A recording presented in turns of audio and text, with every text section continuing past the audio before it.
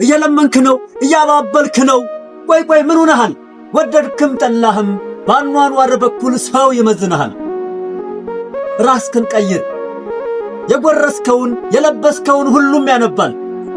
ስም ያጣው ሁሉ ስም እየሰጠህ ዘመን አትቁጠር ኖረ ለመባል። ሕይወትክን ቀይር።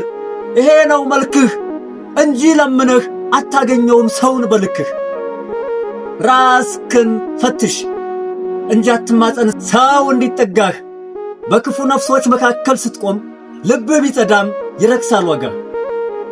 ራስክን መርምር እንጂ አትሟገት ሰው እንዲመጣ።